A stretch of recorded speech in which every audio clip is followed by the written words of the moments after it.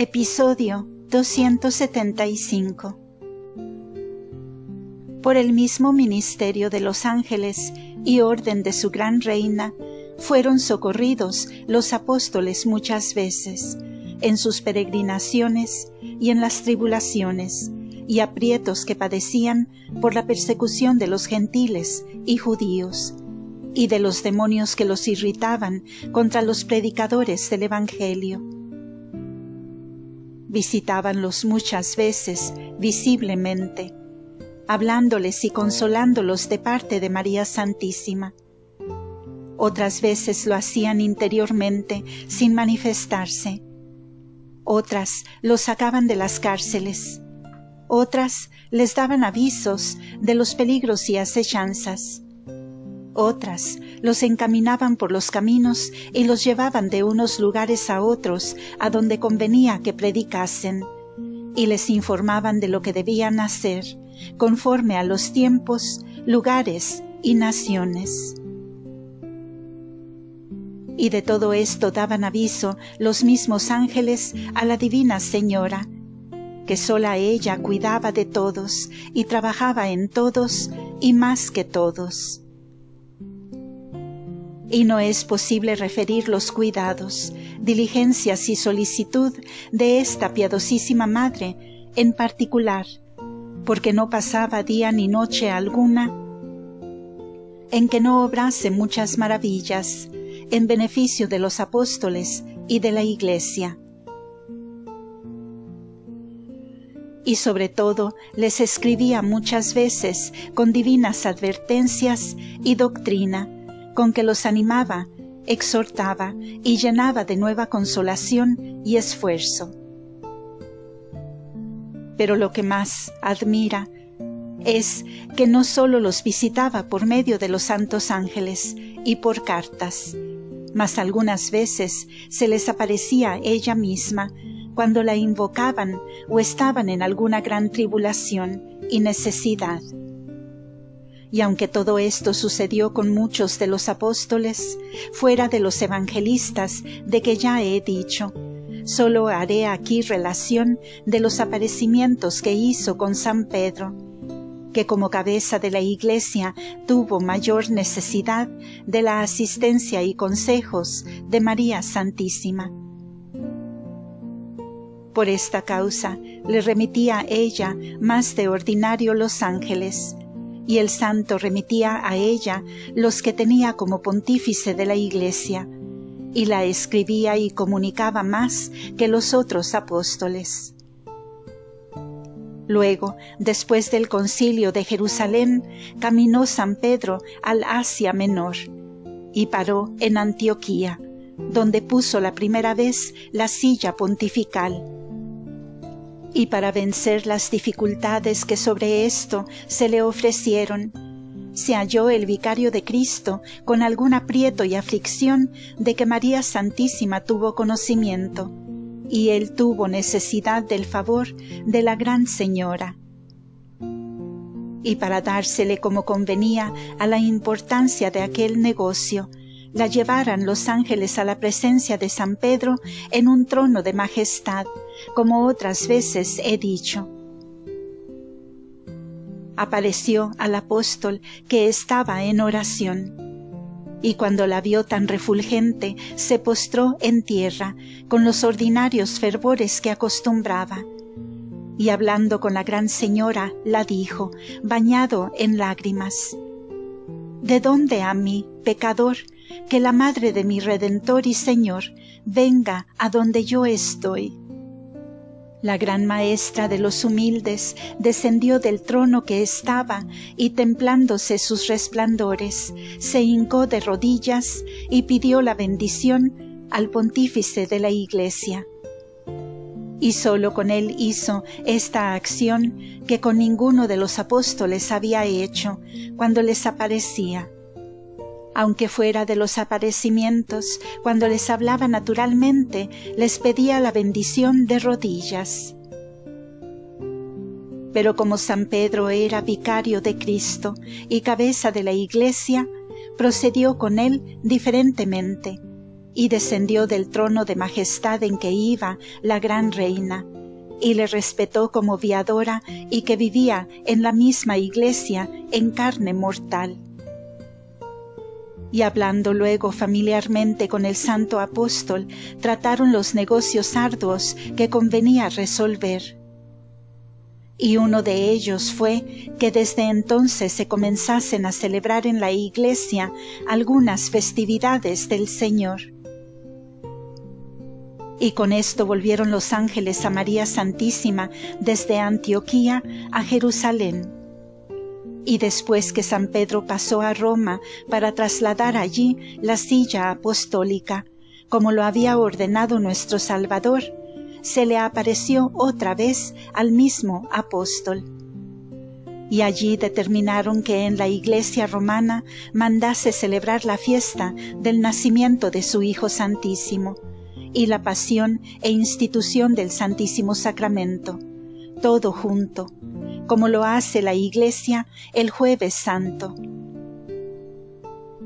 Y después de muchos años se ordenó en ella la festividad del Corpus, señalándose día solo el jueves primero, después de la octava de Pentecostés, como ahora lo celebramos. Pero la primera del Jueves Santo mandó San Pedro, y también la fiesta de la Resurrección, y los domingos, y la Ascensión, con las Pascuas y otras costumbres que tiene la Iglesia romana desde aquel tiempo hasta ahora, y todas fueron con orden y consejo de María Santísima. Después de esto vino San Pedro a España y visitó algunas iglesias fundadas por Jacobo, y volvió a Roma dejando fundadas otras. En otra ocasión, antes y más cerca del glorioso tránsito de la Divina Madre, estando también San Pedro en Roma, se movió una alteración contra los cristianos, en que todos y San Pedro con ellos se hallaron muy apretados y afligidos. Acordábase el apóstol de los favores que en sus tribulaciones había recibido de la gran reina del mundo, y en la que entonces se hallaba, echaba menos su consejo y el aliento que con él recibía. Pidió a los ángeles de su guarda y de su oficio manifestasen su trabajo y necesidad a la Beatísima Madre, para que le favoreciese en aquella ocasión con su eficaz intercesión, con su Hijo Santísimo. Pero su Majestad, que conocía el fervor y humildad de su vicario San Pedro, no quiso frustrarle sus deseos. Para esto mandó a los santos ángeles del apóstol que le llevasen a Jerusalén, a donde estaba María Santísima. Luego ejecutaron este mandato y llevaron los ángeles a San Pedro al cenáculo y presencia de su reina y señora. Con este singular beneficio crecieron los fervorosos afectos del apóstol, y se postró en tierra en presencia de María Santísima, lleno de gozo y lágrimas de ver cumplido lo que en su corazón había deseado. Mandóle la Gran Señora que se levantase, y ella se postró y dijo: Señor mío, dad la bendición a vuestra sierva como vicario de Cristo, mi Señor y mi Hijo Santísimo.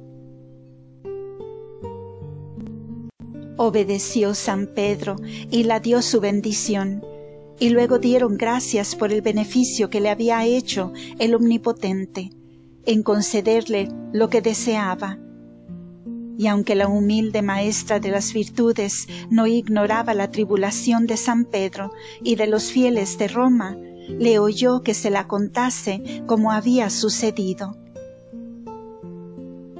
Respondióle María Santísima todo lo que en ella convenía saber y hacer para sosegar aquel alboroto y pacificar la Iglesia de Roma. Y habló con tal sabiduría a San Pedro, que si bien él tenía altísimo concepto de la prudentísima Madre, como en esta ocasión la conoció con nueva experiencia y luz, quedó fuera de sí, de admiración y júbilo, y la dio humildes gracias por aquel nuevo favor. Y dejándole informado de muchas advertencias para fundar la Iglesia de Roma, le pidió la bendición otra vez y le despidió. Los ángeles volvieron a San Pedro a Roma, y María Santísima quedó postrada en tierra en la forma de cruz que acostumbraba, pidiendo al Señor sosegase aquella persecución. Y así lo alcanzó, porque envolviendo San Pedro halló las cosas en mejor estado, y luego los cónsules dieron permiso a los profesores de la ley de Cristo para que libremente la guardasen. Con estas maravillas que he referido se entenderá algo de las que hacía María Santísima en el gobierno de los apóstoles y de la Iglesia, porque si todas se hubieran de escribir, fueran menester más volúmenes de libros que aquí escribo yo líneas. Y así me excuso de alargarme más en esto, para decir en lo restante de esta historia los inauditos y admirables beneficios que hizo Cristo nuestro Redentor con la Divina Madre en los últimos años de su vida. Aunque confieso, por lo que tengo entendido, no diré más que algún indicio para que la piedad cristiana tenga motivos de discurrir y alabar al Omnipotente, autor de tan venerables sacramentos. Doctrina que me dio la Reina de los Ángeles. Hija mía carísima, en otras ocasiones te he manifestado una querella que tengo, entre las demás contra los hijos de la Santa Iglesia, y en especial contra las mujeres, en quienes la culpa es mayor y para mí más aborrecible, por lo que se opone a lo que yo hice viviendo en carne mortal, y quiero repetírtela en este capítulo, para que tú me imites y te alejes de lo que hacen otras mujeres, estultas, hijas de Belial. Esto es, que tratan a los sacerdotes del Altísimo sin reverencia, estimación ni respeto. Esta culpa crece cada día más en la Iglesia, y por eso renuevo yo este aviso que otras veces dejas escrito. Dime, hija mía, ¿en qué juicio cabe que los sacerdotes ungidos del Señor, consagrados y elegidos para santificar al mundo y para representar a Cristo y consagrar su cuerpo y sangre, estos sirvan a unas mujeres viles, inmundas y terrenas? Que ellos estén en pie y descubiertos y hagan reverencia a una mujer soberbia y miserable, solo porque ella es rica y él es pobre. Pregunto yo, si el sacerdote pobre tiene menor dignidad que el rico, o si las riquezas dan mayor o igual dignidad, potestad y excelencia que la da mi Hijo Santísimo a sus sacerdotes y ministros. Los ángeles no reverencian a los ricos por su hacienda, pero respetan a los sacerdotes por su altísima dignidad. Pues ¿cómo se admite este abuso y perversidad en la Iglesia? Que los Cristos del Señor sean ultrajados y despreciados de los mismos fieles, que los conocen y confiesan por santificados del mismo Cristo. Verdad es que son muy culpados y reprensibles los mismos sacerdotes en sujetarse con desprecio de su dignidad al servicio de otros hombres, y mucho más de mujeres. Pero si los sacerdotes tienen alguna disculpa en su pobreza, no la tienen en su soberbia los ricos, que por hallar pobres a los sacerdotes los obligan a ser siervos, cuando en hecho de verdad son señores. Esta monstruosidad es de grande horror para los santos y muy desagradable para mis ojos, por la veneración que tuve a los sacerdotes. Grande era mi dignidad de madre del mismo Dios, y me postraba a sus pies, y muchas veces besaba el suelo donde ellos pisaban, y lo tenía por grande dicha. Pero la ceguedad del mundo ha oscurecido la dignidad sacerdotal, confundiendo lo precioso con lo vil, y ha hecho que en las leyes y desórdenes el sacerdote sea como el pueblo, y de unos y otros se dejan servir sin diferencia. Y el mismo ministro que ahora está en el altar ofreciendo al Altísimo el tremendo sacrificio de su agrado, cuerpo y sangre, ese mismo sale luego de allí a servir y acompañar como siervo hasta a las mujeres, que por naturaleza y condición son tan inferiores y tal vez más indignas en sus pecados. Quiero, pues, hija mía, que tú procures recompensar esta falta y abuso de los hijos de la Iglesia, en cuanto fuere posible. Y te hago saber que para esto, desde el trono de la gloria que tengo en el cielo, miro con veneración y respeto a los sacerdotes que están en la tierra. Tú los has de mirar siempre con tanta reverencia como cuando están en el altar, o con el Santísimo Sacramento en sus manos, o en su pecho, y hasta los ornamentos y cualquiera vestidura de los sacerdotes has de tener en gran veneración. Y con esta reverencia hice yo las túnicas para los apóstoles, a más de las razones que has escrito y entendido de los sagrados evangelios y todas las escrituras divinas. Conocerás la estimación en que las debes tener, por lo que en sí encierran y contienen, y por el modo con que ordenó el Altísimo que los evangelistas los escribiesen. Y en ellos y en los demás asistió el Espíritu Santo, para que la Santa Iglesia quedase rica y próspera, con la abundancia de la doctrina, de ciencia y luz de los misterios del Señor y de sus obras. Al pontífice romano has de tener suma obediencia y veneración sobre todos los hombres, y cuando le oyeres nombrar, le harás reverencia inclinando la cabeza, como cuando oyes el nombre de mi Hijo y el mío, porque en la tierra está en lugar de Cristo, y yo, cuando vivía en el mundo y nombraban a San Pedro, le hacía reverencia. En todo esto te quiero advertida, perfecta, imitadora y seguidora de mis pasos, para que practiques mi doctrina y halles gracia en los ojos del Altísimo, a quien todas estas obras obligan mucho, y ninguna es pequeña en su presencia, si por su amor se hiciere.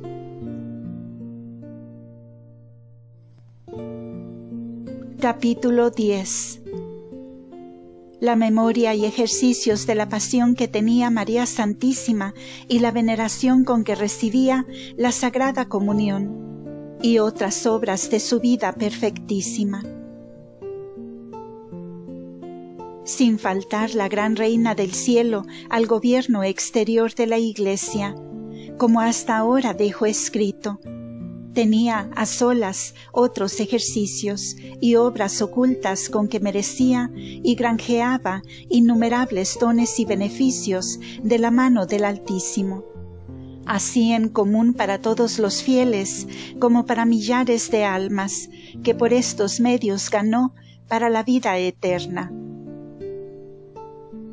De estas obras y secretos no sabidos escribiré lo que pudiere en estos últimos capítulos, para nuestra enseñanza y admiración, y gloria de esta Beatísima Madre.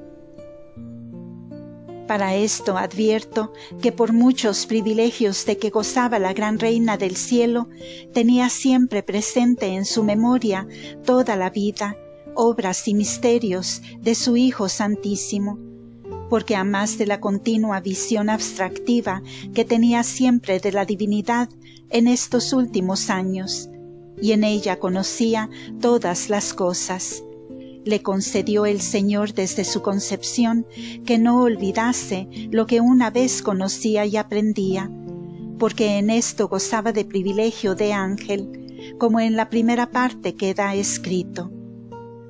También dije en la segunda parte, escribiendo la pasión, que la Divina Madre sintió en su cuerpo y alma purísima todos los dolores de los tormentos que recibió y padeció nuestro Salvador Jesús, sin que nada se le ocultase, ni dejase de padecerlo con el mismo Señor. Y todas las imágenes o especies de la pasión quedaron impresas en su interior, como cuando las recibió, porque así lo pidió su Alteza el Señor. Y éstas no se le borraron, como las otras imágenes sensibles que arriba dije, para la visión de la divinidad. Antes se las mejoró Dios, para que con ellas se compadeciese milagrosamente, gozar de aquella vista y sentir juntamente los dolores, como la Gran Señora lo deseaba, por el tiempo que fuese viadora en carne mortal. Porque a este ejercicio se dedicó toda, cuando era de parte de su voluntad. No permitía su fidelísimo y ardentísimo amor vivir sin padecer con su dulcísimo Hijo, y después que le vio y acompañó en su pasión. Y aunque su majestad la hizo tan raros beneficios y favores, como de todo este discurso se puede entender, pero estos regalos fueron prendas y demostraciones del amor recíproco de su Hijo Santísimo, que a nuestro modo de entender no podía contenerse ni dejar de tratar a su Madre Purísima como Dios de amor omnipotente y rico en misericordias infinitas. Mas la prudentísima Virgen no los pedía ni apetecía, porque sólo deseaba la vida para estar crucificada con Cristo, continuar en sí misma los dolores, renovar su pasión, y sin esto le parecía ocioso y sin fruto vivir en carne pasible. Para esto ordenó sus ocupaciones de tal manera que siempre tuviese en su interior la imagen de su Hijo Santísimo, lastimado, afligido, llagado, herido y desfigurado de los tormentos de su pasión, y dentro de sí misma le miraba en esta forma como en un espejo clarísimo. Oía las injurias, oprobios, denuestos y blasfemias que padeció, con los lugares, tiempos y circunstancias que todo sucedió, y lo miraba todo junto con una vista viva y penetrante. Y aunque a la de este doloroso espectáculo, por todo el discurso del día, continuaba heroicos actos de virtudes, y sentía gran dolor y compasión, pero no se contentó su prudentísimo amor con estos ejercicios. Y para algunas horas y tiempos determinados en que estaba sola, ordenó otros con sus ángeles, particularmente con aquellos que dije en la primera parte. Traían consigo las señales o divisas de los instrumentos de la pasión. Con estos en primer lugar, y luego con los demás ángeles, dispuso que la ayudasen y asistiesen en los ejercicios siguientes. Por cada especie de llagas y dolores que padeció Cristo, nuestro Salvador, hizo particulares oraciones y salutaciones con que las adoraba y daba especial veneración y culto. Para las palabras injuriosas de afrenta y menosprecio que dijeron los judíos y los otros enemigos a Cristo, así por la envidia de sus milagros como por venganza y furor en su vida y pasión santísima, Por cada una de estas injurias y blasfemias hizo un cántico particular, en que daba al Señor la veneración y honra que los enemigos pretendieron negarle y oscurecerla. Por otros gestos, burlas y menosprecios que le hicieron, por cada uno hacía su Alteza profundas humillaciones, genuflexiones y postraciones, y de esta manera iba recompensando y como deshaciendo los oprobios y desacatos que recibió su Hijo Santísimo en su vida y pasión. Y confesaba su divinidad, humanidad, santidad, milagros, obras y doctrina. Y por todo esto le daba gloria, virtud y magnificencia. Y en todo la acompañaban los santos ángeles y le respondían, admirados de tal sabiduría, fidelidad y amor en una pura criatura. Y cuando María Santísima no hubiera tenido otra ocupación en toda su vida más que estos ejercicios de la pasión, en ellos hubiera trabajado y merecido más que todos los santos, en todo cuanto han hecho y padecido por Dios. Y con la fuerza del amor y de los dolores que sentía en estos ejercicios, fue muchas veces mártir, pues tantas hubiera muerto en ellos si por virtud divina no fuera preservada para más méritos y gloria. Y si todas estas obras ofrecía por la Iglesia, como lo hacía con inefable caridad, consideremos la deuda que sus hijos, los fieles, tenemos a esta Madre de Clemencia, que tanto acrecentó el tesoro de que somos socorridos los miserables hijos de Eva. Y porque nuestra meditación no sea tan cobarde o tibia, digo que los efectos de la que tenía María Santísima fueron inauditos, porque muchas veces lloraba sangre hasta bañársele todo el rostro. Otras sudaba con la agonía no solo agua, sino sangre hasta correr al suelo. Y lo que más es, se le arrancó o movió algunas veces el corazón de su natural lugar con la fuerza del dolor. Y cuando llegaba a tal extremo, descendía del cielo su Hijo Santísimo para darle fuerzas y vida y sanar aquella dolencia y herida que su amor había causado, o por él había padecido su dulcísima Madre. Y el mismo Señor la confortaba y renovaba para continuar los dolores y ejercicios. Fin de este episodio. Continuará.